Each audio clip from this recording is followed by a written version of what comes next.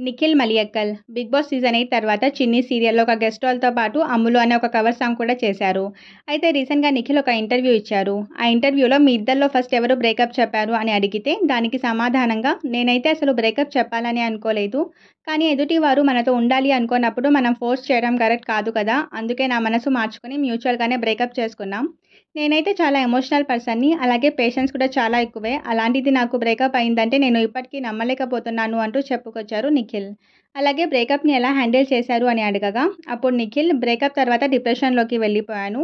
నా ఫ్యామిలీ కూడా నన్ను అలా చూసి చాలా బాధపడ్డారు. అప్పుడే నాకు 'బిగ్ బాస్' ఆఫర్ వచ్చింది. ఆ డిప్రెషన్ నుంచి బయటికి రావడానికే నేను 'బిగ్ బాస్'కైతే వెళ్ళాను అంటూ చెప్పారు నిఖిల్. అలాగే 'బిగ్ బాస్'లో చెప్పినట్టు నేను తన దగ్గరికి సారీ చెప్పి మాట్లాడాలని ట్రై చేశాను. కానీ అది వర్కౌట్ కాలేదు అంటూ ఎమోషనల్ అయ్యారు. ఆ ఇంటర్వ్యూ చూసిన వారందరూ మాకు తన వెర్షన్ కూడా కావాలి, తనని కూడా ఇంటర్వ్యూ చేయండి అంటూ కామెంట్స్ పెడుతున్నారు.